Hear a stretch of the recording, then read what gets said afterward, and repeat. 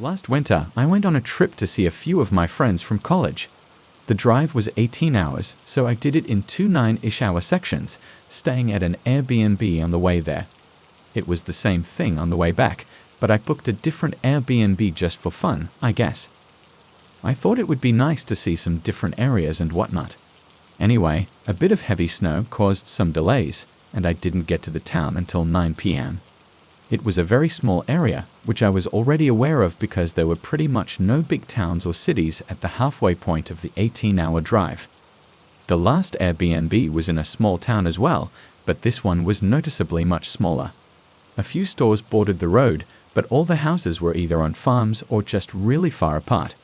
When I got to my Airbnb, it was no different.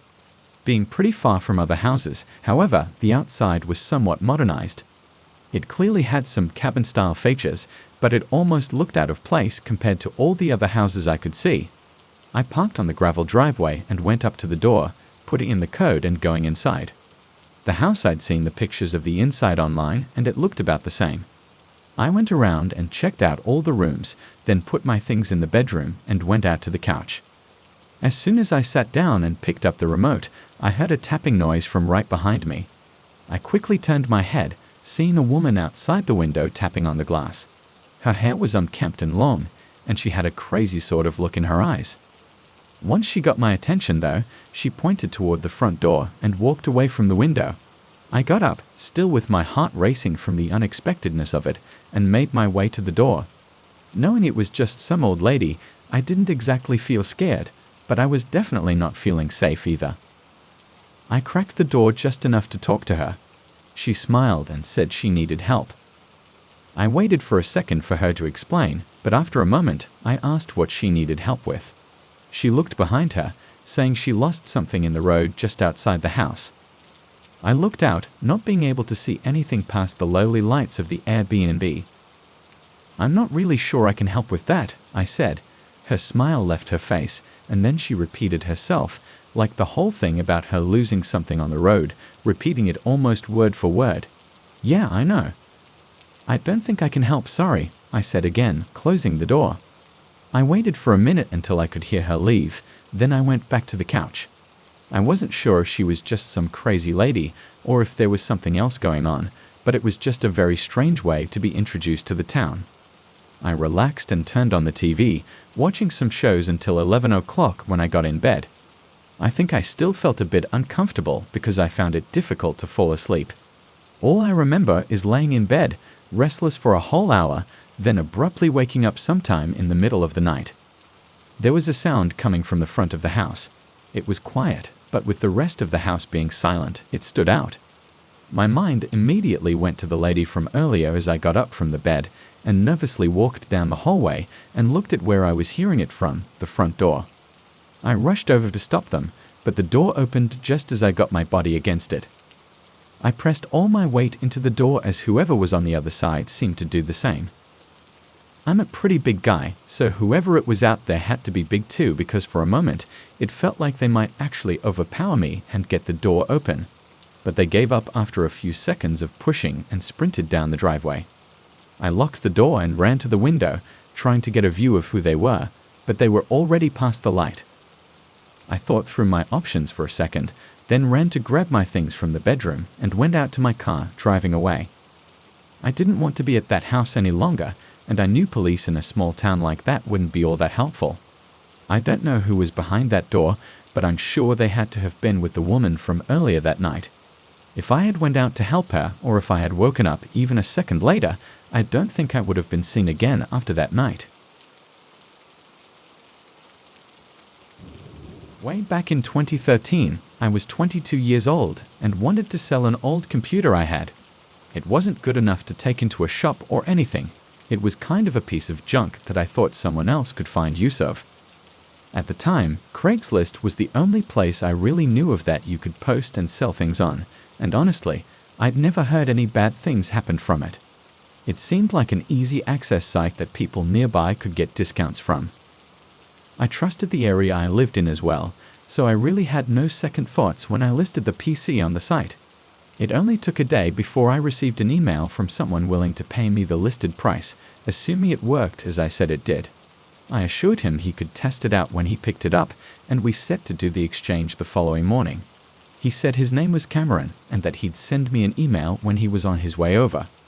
On the next day, I got up early and waited until 11 a.m. when he was supposed to show up. I was expecting his email to say he was coming, but he never sent anything. At 11:15, with still no email or signs of him coming, I decided to just open up the blinds and watch TV while keeping an eye outside in case he did show up. There was nothing until about 11:45 when, from the corner of my eye, I saw a car slowly coming down the road and up to the front of my house. They stopped right on the curb, keeping the car running. Thinking it was them, I paused the TV and waited, but several minutes passed, and the car didn't move or turn off.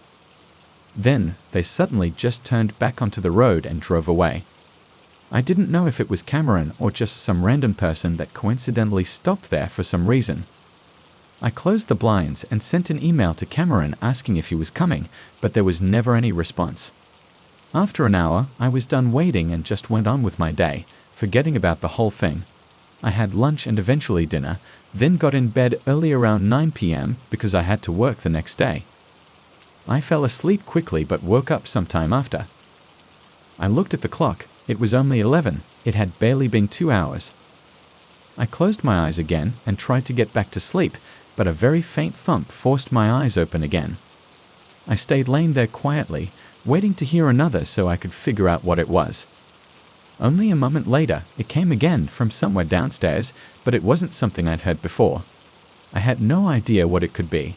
Worried there may be a problem with the house, I got up and went into the hallway, then over to the stairs, hearing it several more times as I made my way downstairs. It also started to get louder, being much, much more than just a quiet thump. I slowed down, stepping quietly through the kitchen and turned the corner into the back hall. As I stared down the dim hallway, another thud rang through the house from directly at the end. When my eyes adjusted, I could see the faint outline of a figure moving outside the window. My heart stopped for a second, then another heavy thud shook the window, causing me to jump and step back. The figure stood still and faced the window. Then the shadows slowly became more clear as they leaned their face close, pressing against the glass as I saw their eyes lock on me. That moment of horror felt to have lasted for minutes, but I know it was only a second or two before they quickly backed up and sprinted away. I ran and called the police, but they had obviously gotten away by then. Despite it seeming like an easy case of it being the man from Craigslist, Cameron, it wasn't so simple. There really was no evidence of it being him other than it happening on the same day I was supposed to meet him. I don't know what they wanted either, but the bolt holding the window down had davits on the outside, as if they were trying to break it out of the window seal. I never found out anything else, but I also never took to using Craigslist again. I'm 26 years old, and this year I settled on a house. I've been living with my roommates for the past almost 8 years, and seclusion is something I value. So finally buying a home for myself was a huge achievement. It was in a neighboring town about 2 hours out from where I used to live. This town was much smaller in scale and had way fewer buildings. That's not to say every house was on a farm or anything, but the neighborhoods were definitely not full of close together rows of houses. They were spread out, separated by fields of trees and grass. The home I bought was no exception, being modest and among the less expensive side of the housing market. It was out in a forest, a few miles away from the market center in the town. On the day I moved in, I still hadn't met anyone in the area, not the neighbors or the townspeople. And with the house being so far out with trees blocking the surrounding views, it really felt like I was moving out into the middle of nowhere, completely alone. Saying it like that makes it sound more eerie than it really felt, but it wasn't all that comforting of a thought either. I had a rental van for the day, so I got to work right away, unloading my things into the house. To be as quick as possible, I tried to put pretty much everything right in the living room, rather than sorting it as I go. This took a few hours, and the sun was coming down just as I was finishing up. I set down a few boxes in the house and started walking out to the driveway for the last couple of boxes, but was caught off guard by a man standing on my porch, almost blocking the whole front door. He startled me, making me jump a bit before showing slight embarrassment and asking what he was here for. The man, looking about 50 or so, smiled and introduced himself as my new neighbor. I said it was nice to meet him and made a short smile, but couldn't really help but think about how I never saw him walking up the driveway to my house. In fact, I had no idea where he came from, given it was just forest around my house. The man stayed there, just kind of looking at me for a second, then turned and walked off my porch. I stood and just soaked in the strangeness of the encounter. After a moment, though, I stepped back outside and quickly got the rest of the boxes into the house. I checked out the windows to make sure the man was gone, and I didn't see him anywhere, so after a minute, I went out and got in the van, driving it down the long dirt driveway. It had only been a few minutes since the man had left, yet I didn't see him walking as I drove down to the main road. There were no other paths that I was aware of, so this made me a bit more uneasy. Anyway, I returned the van and got a local taxi back home, then started on unpacking. I wasn't working fast because I was already tired and it was late, but I wanted to get some of the furniture put together before calling it a night. I grabbed the pieces to my bed frame and lugged them into my bedroom, beginning to piece it together before a sudden knock interrupted me. I stopped and listened, kind of shaken by it. I got up and quietly walked up to the front door. I kept the door shut and locked, but looked out the peephole and saw the same man from during the day, but this time something was off about him, more so than before. His body was shaky, with his head moving around in an uncanny way, but his eyes were fixed on the doorknob. He was staring at it intensely, standing close to the door as if waiting eagerly for me to open it.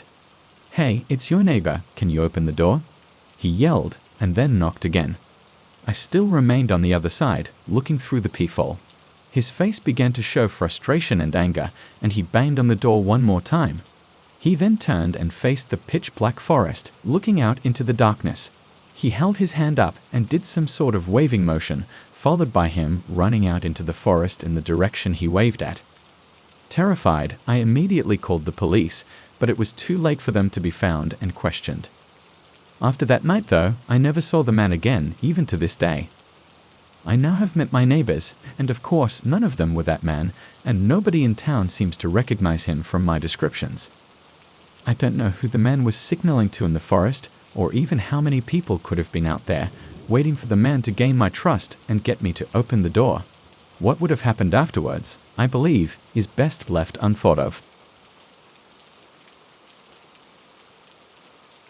Not more than a week or two ago, I hiked out on a long trail in the dense woods behind my town. I lived in a really close-knit town with just under 1,000 people, so we were pretty far out from any big populated cities. The woods on the outskirts were very flat, no mountains or hills, but had a few ponds and some small rivers running through the middle. I was heading to one of these rivers. I'd been there before a few times, but I'd never had the chance to camp there until this day. As I could recall from the previous times, I knew it was about a 3-hour walk, almost perfectly north.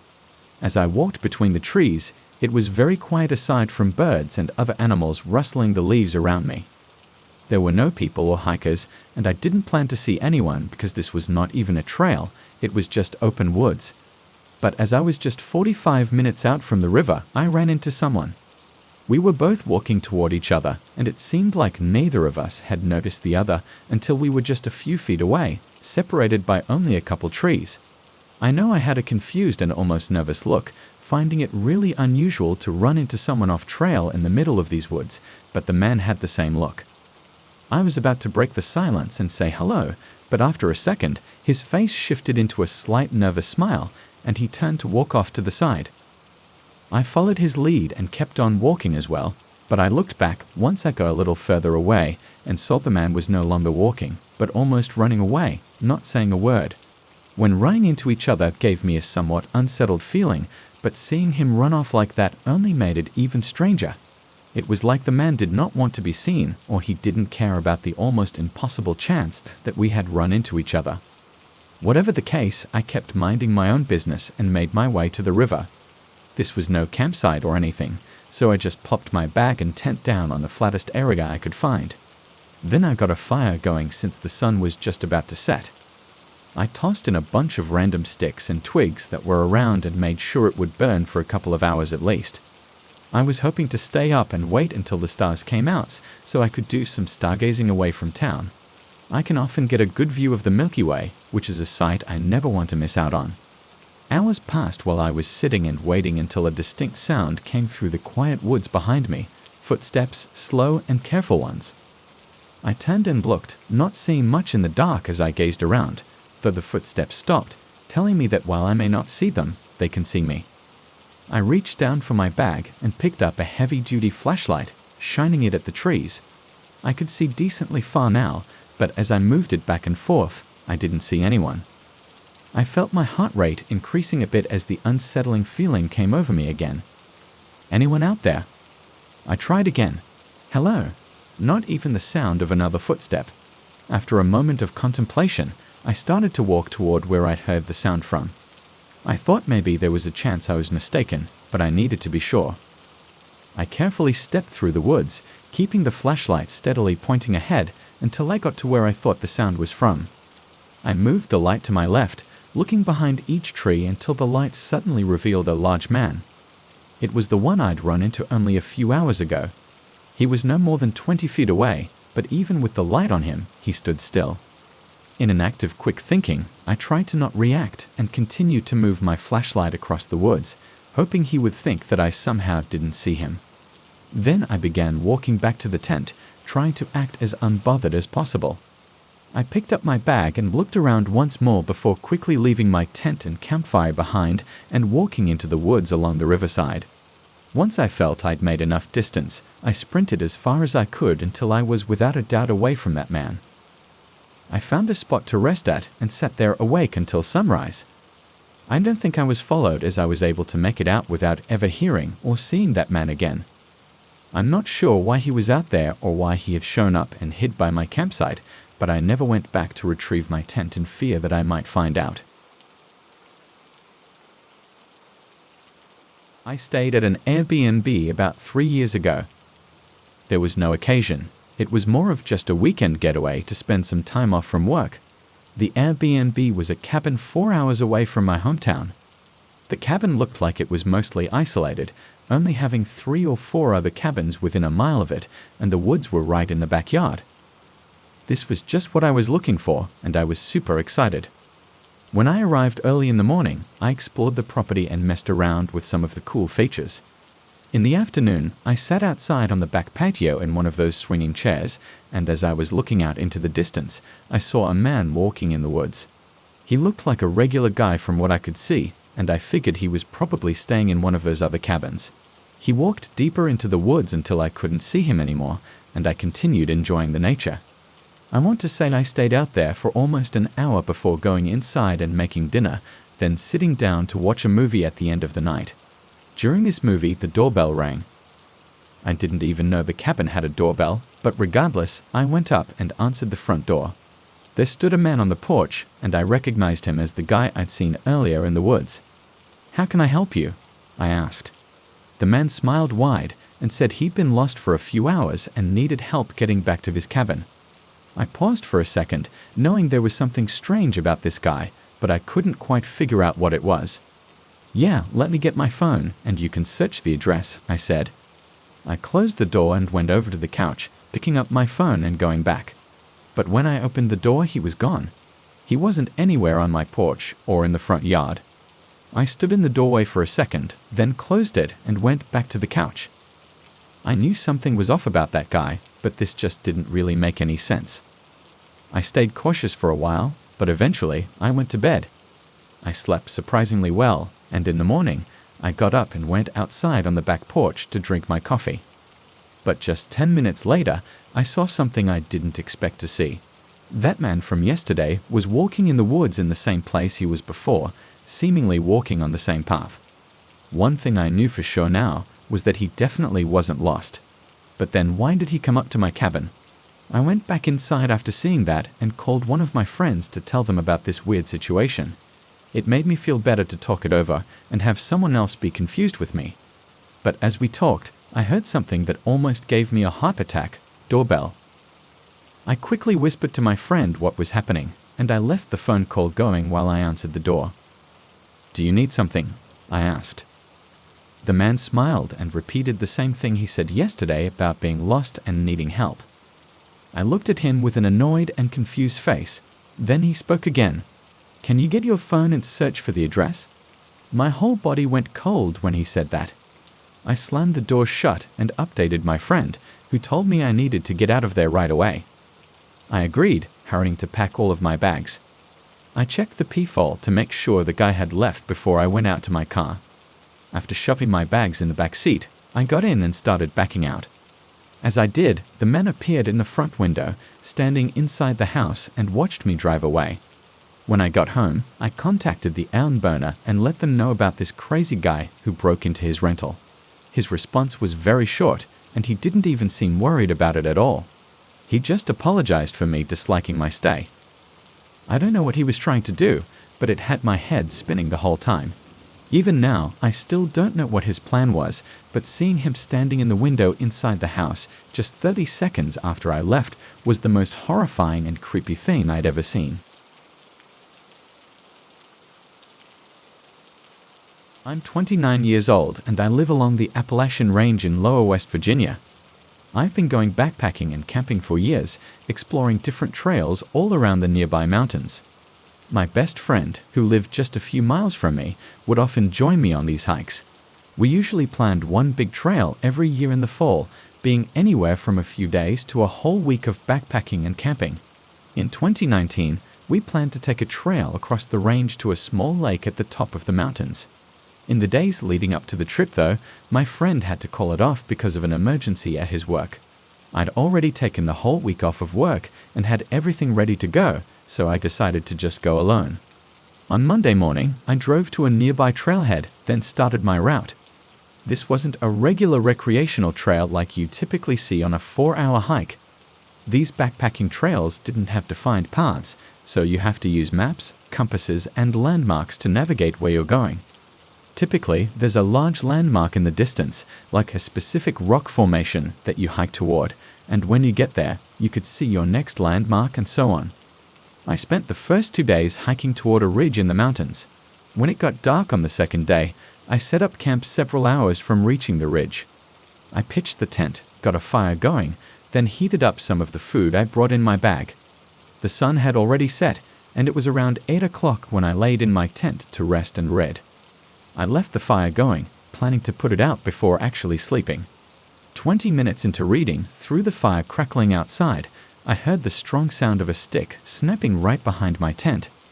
I jolted up. My first thought was a black bear, possibly having smelled the food I cooked earlier. I didn't hear anything else though. I crawled out of the tent and shined a flashlight into the tree line behind my tent. Nothing. I called out aggressively to scare away any predators, but again, there were no sounds of anything running away. It was really strange because the stick snapping was very distinct, definitely being from something stepping on it. I stayed outside the tent for a while, looking around constantly before putting out the fire and going inside. I found it really hard to sleep that night because I was so focused on listening for more sounds.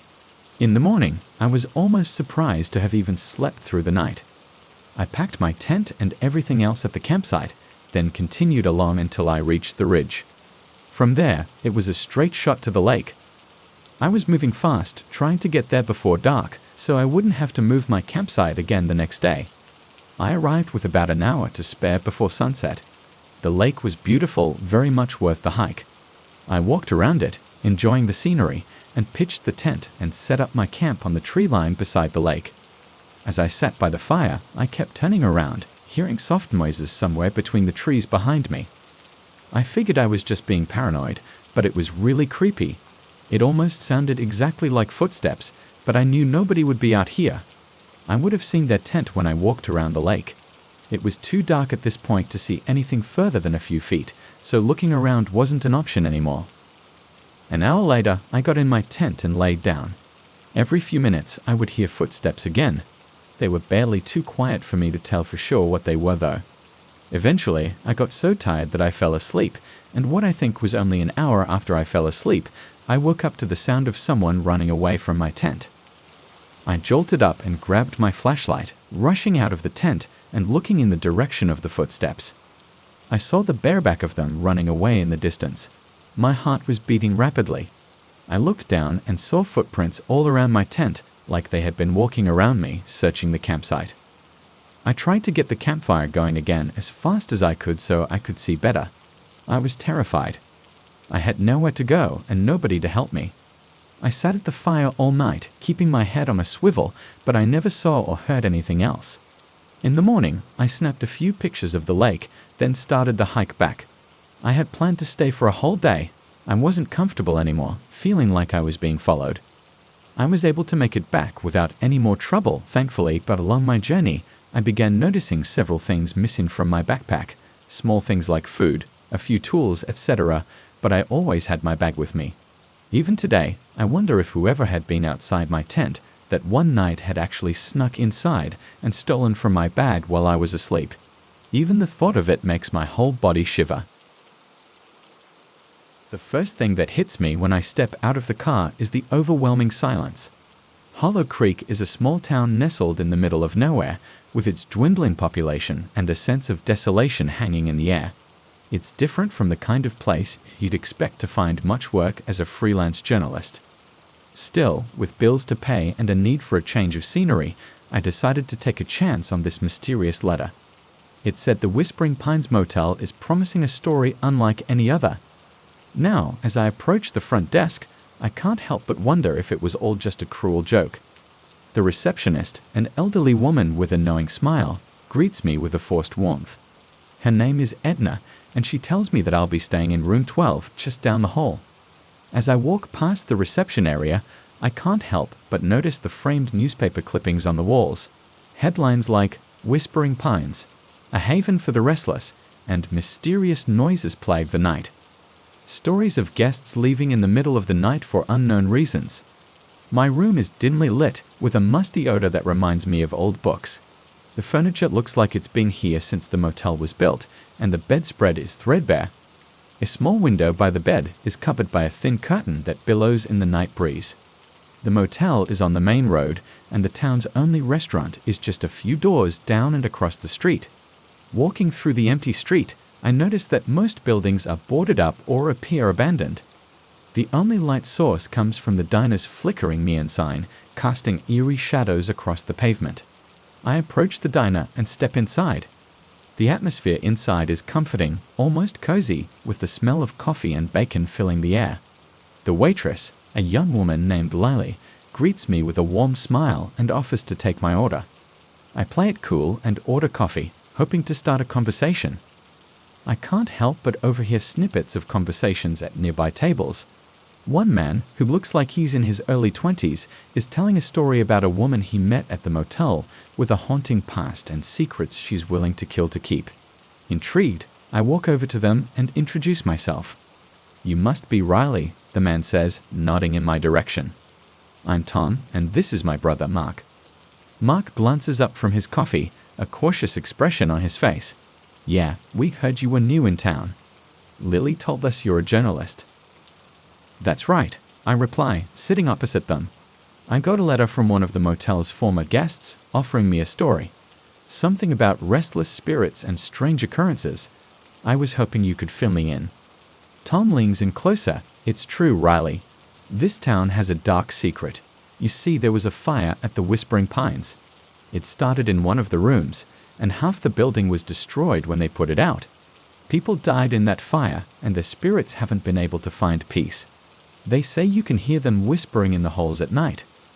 I can't help but wonder if there's any truth to the story." Lily arrives with my coffee. I thank her and take a sip, savoring the warmth it brings to my hands. "So, what do you think?" Tom asks, watching me intently. "You believe us?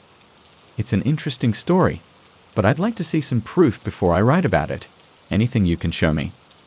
Tom and Mark exchange glances, then Tom reaches into his pocket and pulls out a small, worn photo album. He slides it across the table to me, and I open it up. Inside are grainy photographs of the motel, taken years ago. Pictures of the fire, rescue workers trying to contain the flames, and a group of people standing outside the motel. "These were taken just after the fire," Tom explains. "The woman in the photo was the motel's owner's wife. Her name was Sarah. After the fire, she went crazy and talked about voices in the walls, freed spirits, and missing guests. A lot of people think she started the fire, trying to rid the place of the spirits. I glance back at the photos, taking in the haunted expression on Sarah's face. Whatever she experienced during those dark days left a mark on her. Lily arrives with food, setting a plate of eggs and bacon in front of me. "Here you go, Riley. Enjoy," she says with a warm smile. "Oh, sorry, I actually didn't order anything except coffee. Also, how do you know my name?" I ask, feeling a bit unnerved. "Well, Riley, you see," Tom begins, leaning back in his chair. "Sarah isn't the only one affected by the fire. The spirits reach out to certain people and make them see things. And sometimes they share information. You must have something special about you that they recognized." I glance around the diner, feeling a shiver run down my spine. The other patrons seem oblivious to our conversation, lost in their thoughts and newspapers. "So, what else can you tell me about Sarah?" I ask, changing the subject. Tom shakes his head. No one could ever prove anything. The fire destroyed most of the evidence, and Sarah, well, she wasn't much help. She spent most of her time ranting about the spirits. But there were always rumors. Some people said she had help starting the fire. Others said she was unstable and looking for a way out. As for the guests who went missing, well, no one ever found any bodies. There were whispers that the spirits had taken them too. He pauses, taking a sip of coffee, and I can see the pain in his eyes. We all thought it was just a tragic accident at first, but over time things started changing. We'd hear footsteps in the hallway, doors slamming shut on their own. It got so bad that some of us started avoiding the motel at night. "Do you guys work at the motel?" I ask, trying to sound casual. "You seem to know a lot about what happened." "Well, yeah, I've been here for a few years now, and Mark here has been working the night shift. We've all seen and heard things that, well, it's hard to explain." I nod. "So, what do you think happened to Sarah?" I ask, unable to keep the curiosity from my voice. "Do you think she's still alive?" Tom shrugs. "No one really knows. Some people say she's still here, trapped in her room, unable to escape the horrors she witnessed." I glance at Tom, noticing the haunted look in his eyes. "What about you? What do you think happened?" He takes a deep breath before answering. "Sometimes I see her in the shadows just watching us. Other times I think she's a ghost, trapped here with the rest of them. But it's clear that something bad went down at the motel. And it's not just in the past. It's still here, lurking in the darkness." The rest of our conversation lasted as long as it took me to eat. I was exhausted and needed to sleep before I started writing, so I went back to the motel at around 8:30 p.m. and settled in bed. I could have sworn I heard footsteps in the hallway outside my room. They were faint, barely audible over the sound of my own heartbeat. I could sleep through it, telling myself it was a staff member doing their duties. I finally fell asleep until I heard this high-pitched, non-stop squeak, stuttering every few seconds. It wasn't loud, but just enough to wake me up. I look over at the clock. It reads 3:08 a.m. I decide to open the door slowly, its creak intensifying the mysterious squeak. Nothing, no one there. I walk slowly as the noise gets louder, but I cannot locate it. I thought it could be an old furnace that they never replaced, but the air in the hallway was so cold. Deciding to believe my furnace assumption, I headed back to my room, but on my way, I could have sworn I had heard someone whispering. When I moved closer, it sounded like it was coming from the walls, just like the town folk said. As I close the door and crawl back into bed, the whispering grows louder, like it's outside my door. It's getting harder to ignore. The whispers are saying something. I lie there, paralyzed with fear, until finally, the whispering fades away into the distance. The next day, I push the strange occurrences out of my mind and focus on my work. I spent most of the day researching the motel's history. As the day drags on, I can't shake the feeling that I'm being watched, that the motel is alive with a malevolent energy that's intent on driving me mad. Around dinner time, I take a break from my research and venture into town. I'm hoping to find someone who might have some insight into what really happened to Sarah. As I walk along the empty street, the air is thick with anticipation, as if the town is holding its breath and waiting for something terrible to happen. I stop at the diner and take a seat at the counter.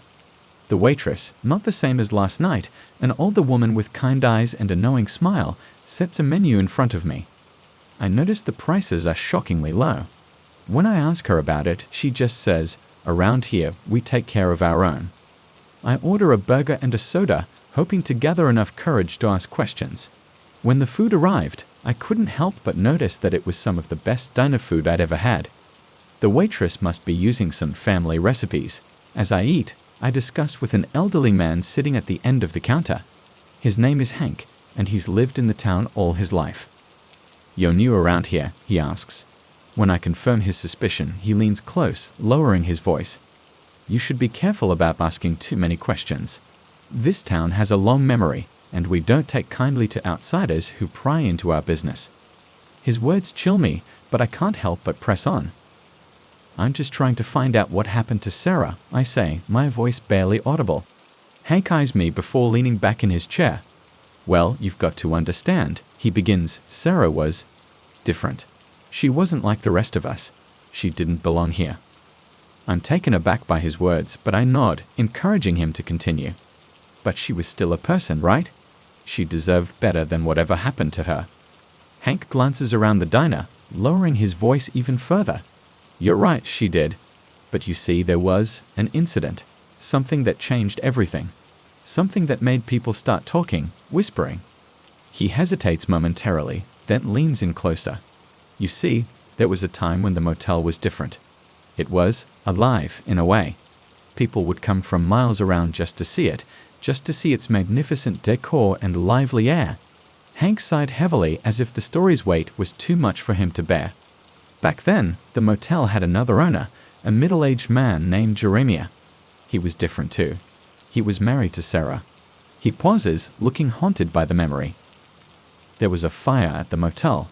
No one knows how it started, but it spread quickly. Sarah and Jeremiah had 4 boys. 2 of the oldest sons died in the fire along with their father."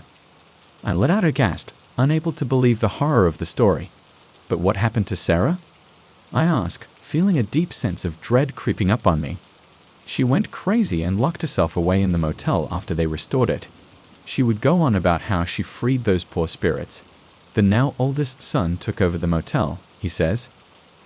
"Did authorities not suspect Sarah?" I ask. "Oh, they did.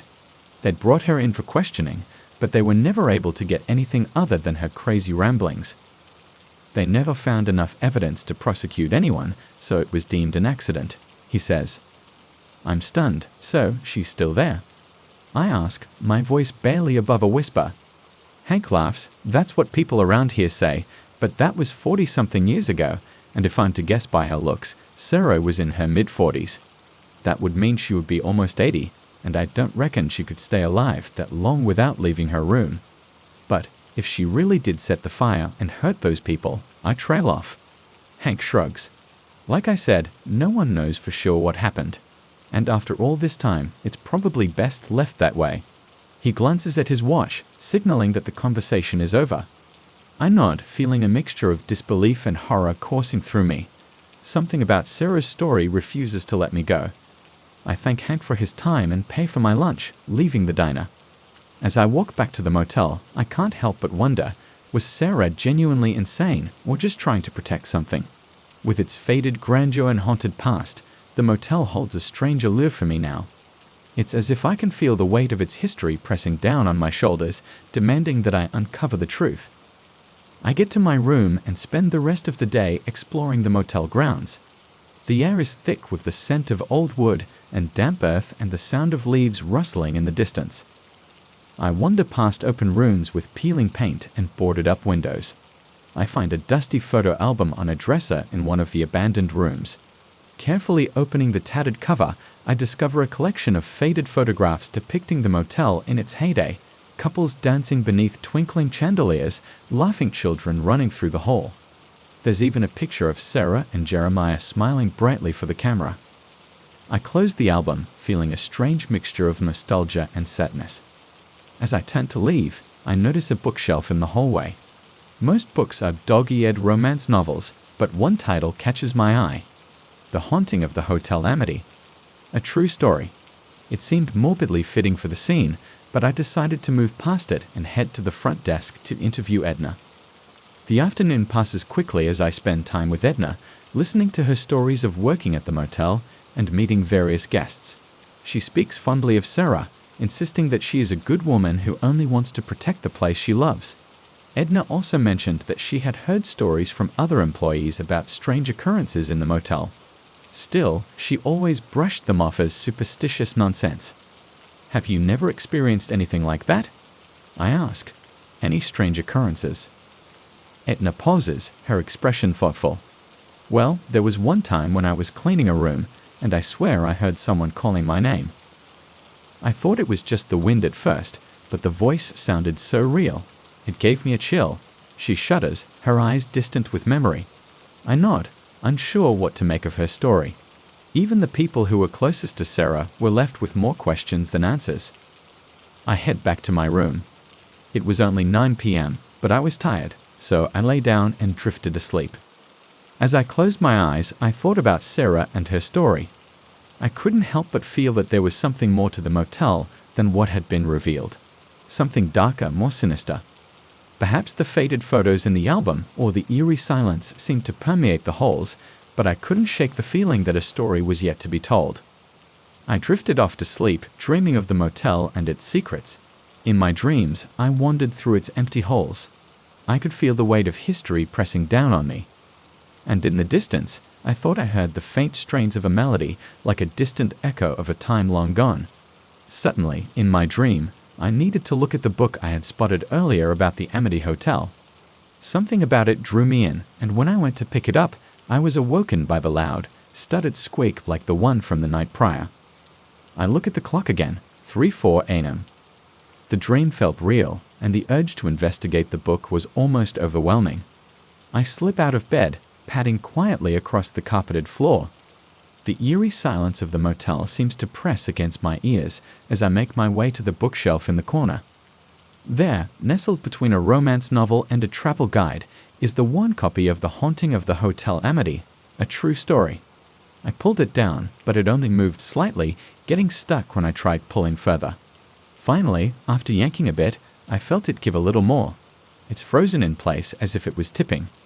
Suddenly, I hear an amalgamation of gears turning behind it, and the shelf opens slightly on one side. I pull on the release side, and it opens like a door, leading to a passageway between the walls. I step inside, flicking on my phone's flashlight. The narrow passageway is dimly lit by flickering bulbs every few feet, casting eerie shadows on the walls. The air is musty and stale. I make my way down the passageway, the squeak louder the further I go. I can see a dark opening at the end, so I put on a brave face and walk toward it when I hear a voice from the dark opening. I could barely hear it over the loud squeak and couldn't understand what they were saying, but I knew I shouldn't be here anymore, so I sneaked out of the passage. I tried to close the door as slowly as possible, but the voices were approaching fast, so I left it ajar. Rushing into bed, slowly closing the door as it creaked louder than I anticipated. Finally, I was in bed, mind racing with the possibilities of what was in that room at the end of the passageway. The voices grew louder as they approached my room. I shut my eyelids tight. They were right in front of my door. This time, I could faintly make out some words. There were words like her and has to be, and the one that made my heart race was only guest here. The handle turned slowly, and the door creaked open. I loosened my eyelids to peek at who it was, revealing a shadowy figure in the doorway. It was Edna, but there was something different about her. Her usually kind face was twisted in anger, her eyes burning with an unnatural light. She glanced at me for just a moment before she turned her attention back to the others in the hall. "Leave her for now," Edna said. The other voices murmured in agreement, their whispers echoing down the hall. As they turned away, I felt a chill run down my spine. Finally, they leave. I slowly get out of bed, and as quietly as possible, I pack my things. I planned to jump out of the window if I had to. Suddenly, the squeak stopped, and the motel was much too quiet again. The eerie silence of the motel seems to press against my ears as I try to calm my racing thoughts. I close my eyes, but I can't help but feel a sense of dread creeping up on me. Just as I'm about to fall asleep, I hear a faint click coming from the hallway. My heart starts pounding again as I realize someone is moving through the motel, methodically checking each room. The clicking grows louder as the person gets closer, and I hear footsteps outside my door. I lie there, paralyzed. The footsteps pause outside my door, and I hear a low whisper. "She's in here?" I freeze. Yeah, she's in there, but Edna doesn't want us to disturb her until Tom says it's time. Tom? I thought to myself. The guy from the diner on my first night? The one that already knew my name before introducing myself? Man, fuck Tom. One of the voices said, just being Jeremiah's son is the only reason we have to listen to that prick. Yeah, unless you want to end up in one of his films, you better listen to that prick. The other man proclaims. The two sets of footsteps walk away from my door. Films? What the hell were they talking about? Why did Edna seem so angry earlier? Why were these men talking about me in the hallway like I was a film project? As the night wears on, I can't help but feel like I'm at the center of some sort of twisted game. I lie awake, listening to the occasional creak of a floorboard or whispered conversation down the hall. Eventually, exhaustion overtakes me, and I fall into a fitful sleep. I first noticed the light streaming through the window when I wake up. It's morning, and with it comes a sense of urgency. I quickly dress and gather my things, making my way to the diner. As I approach, I see Tom sitting at a booth, already deep in conversation with Mark. They glance up at me as I enter, and Tom motions for me to join them. "Good morning, sunshine," Tom says with a smile that doesn't quite reach his eyes. "Care to join us?" I sit across from them, trying to ignore the feeling of unease that settles in my stomach. "Good morning," I manage to say. "So, how are you finding our little motel?" Tom asks, leaning in closer. "I hope we're taking good care of you." There's an undertone to his voice that I can't quite place. I force a smile, trying to appear more confident than I feel. "It's been fine, I guess." Tom raises an eyebrow at my non-committal response. "I hope you don't mean that as a complaint. We've gone to great lengths to ensure you have everything you need." I glance at Mark sitting next to Tom. His expression is unreadable, and he seems to be observing me. "It's not that," I say quickly, hoping to reassure them. I'm not used to being around so little people." "There, that sounds believable." "Well, hopefully you will settle in a little bit before you have to leave.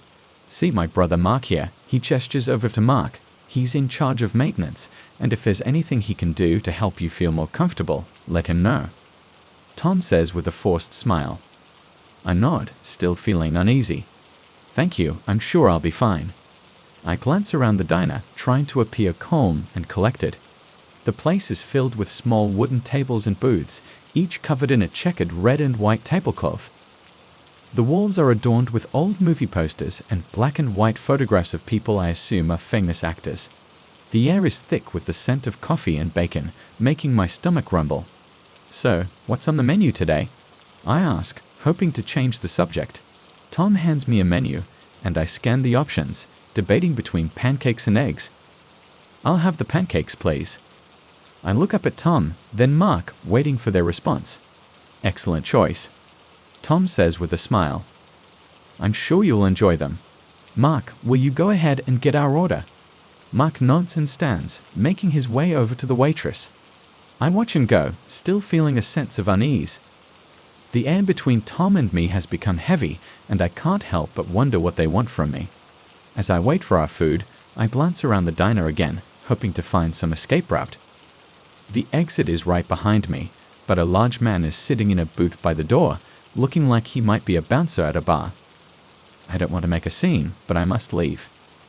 The waitress returns with our food, setting down plates of steaming hot pancakes in front of us. The aroma is intoxicating and my stomach grumbles in anticipation. I pick up my fork, debating whether or not to eat anything at all. Tom glances at my plate and smiles reassuringly as if he can read my mind. A few bites in, I realize my anxiety won't let me eat anymore. I tried to find an excuse to leave and investigate the motel further. "I'm sorry, Tom. I feel like I need some fresh air," I say, smiling. "I'm going to step outside for a bit, maybe go for a walk," I say, hoping he doesn't hear my voice shake. Tom nods understandingly. "Of course, Riley. Take your time. We'll be right here if you need anything." He reaches across the table and gently pats my hand, his expression softening. I push my chair back and stand up, trying to appear calm and confident as I walk towards the exit. As I pass by the large man in the booth, he gives me a quick once-over before returning to his meal. The air outside is cool and crisp, and I take a deep breath of fresh air. The motel is just across the street, and I can see Tom and Mark sitting in the diner watching me. I stroll down the sidewalk, pretending to look at the shops along the way, but really my attention is focused on the motel. The neon sign flickers above the door, casting an eerie glow on the building. The rooms are arranged in a U-shape around a central courtyard. I pause for a moment, debating whether or not to go inside. A part of me wants to know what Tom and Mark are up to, but another part is terrified of what I might find. Before I can decide, a car pulls beside me, and a woman rolls down her window. "Hey, honey, need a ride somewhere?" she asks, her voice laced with a southern drawl. She's probably around my mom's age, with long curly, graying hair and a warm smile. Something about her seems genuine, and I trust her for a moment. No thanks, I'm feeling sick, so I'm going back to my room," I said before quickly walking away. It felt like the entire town was watching me. I make my way back to the motel, my heart racing. I try to calm my nerves as I approach my room.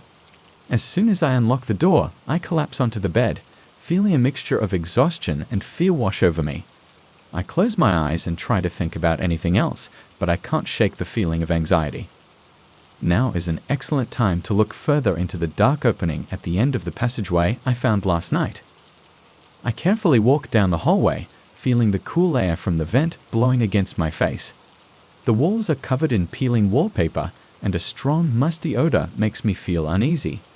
As I approach the bookshelf, I attempt to reach for the Amity Hotel book, but when I pull it, nothing happens. I didn't dream that whole thing, did I?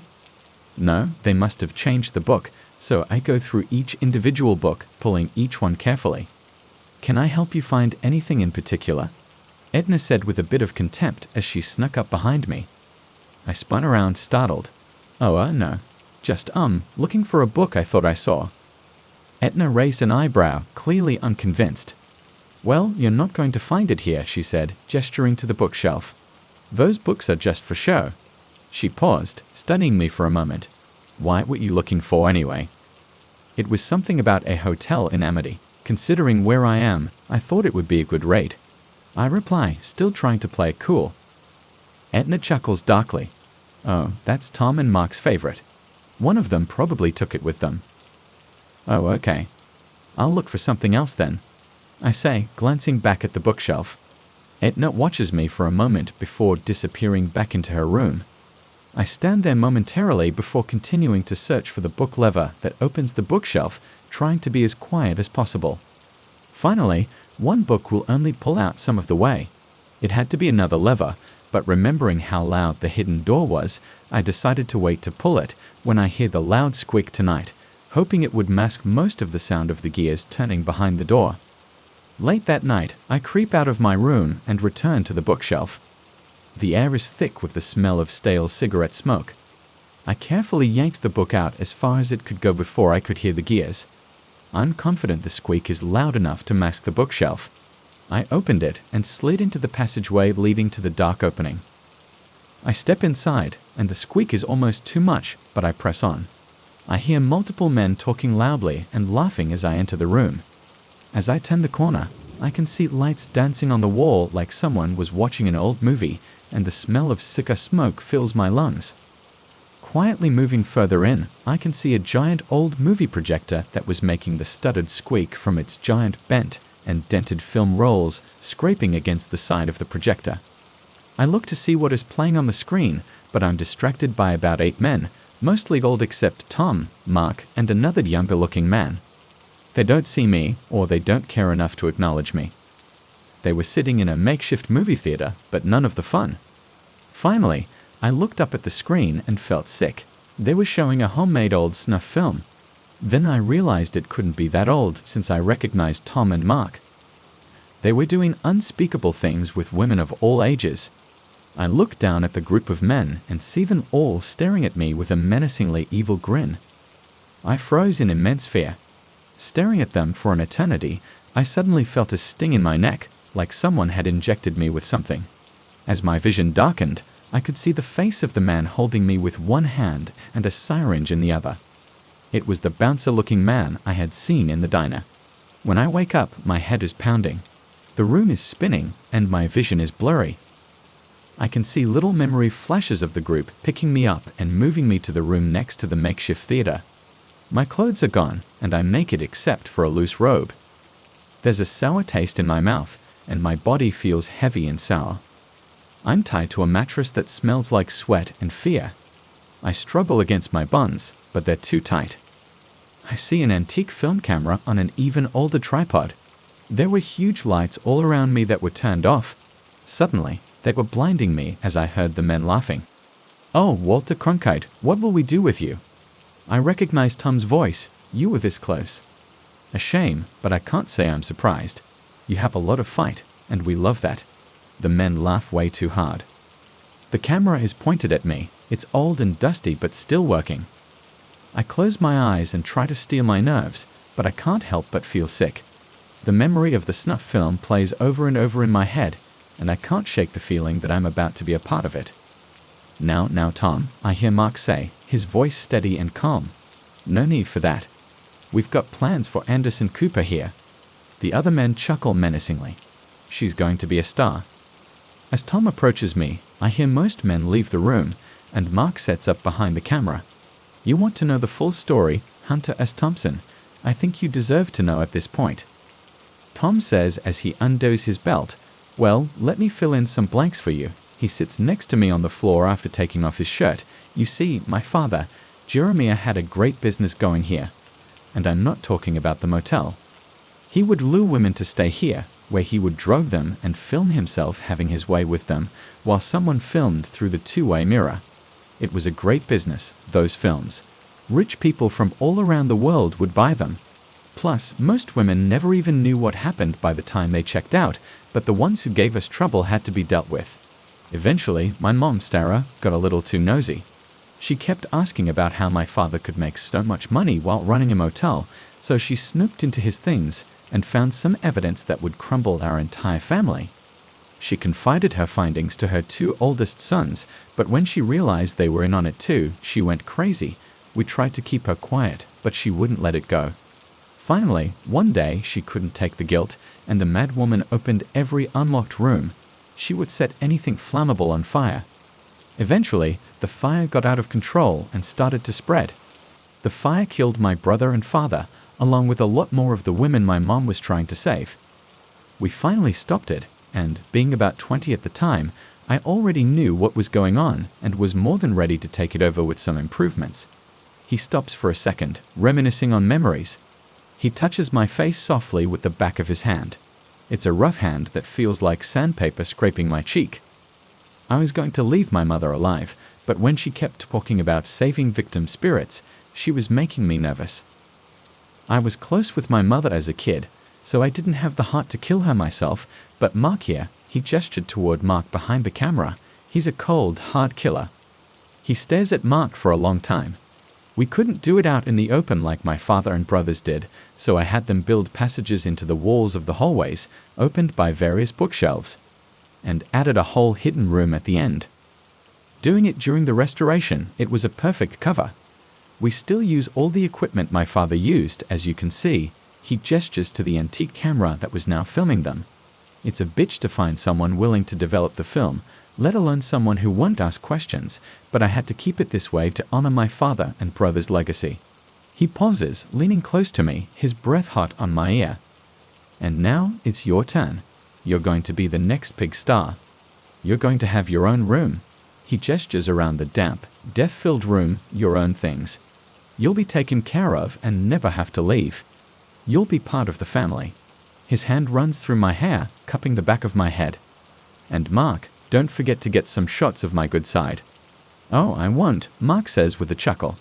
He walks around me, positioning himself so the camera can point straight at my face. I try to shrug off the chills that run down my spine as I think about the stories Tom has just told me, and all I see is a lost man looking for something to hold onto. Tom gets on top of me and starts kissing my neck, and I feel like throwing up. I can feel the ropes on the left hand are loose, so I take a minute to wiggle it out without letting anyone in the room notice. Once I got that hand free, I could get the other free, but I wasn't ready to fight back. I needed to wait for the right time. Suddenly, the camera audibly stops recording, and Tom notices and looks back at Mark. "What the hell is going on?" Tom asks angrily. "The film got stuck. Shit, I'm going to have to get a whole new one. Hold on 1 second. Mark says as he turns his back to exit the room. Tom gets up, and I finally feel like I can breathe properly. His back is turned, inspecting the camera.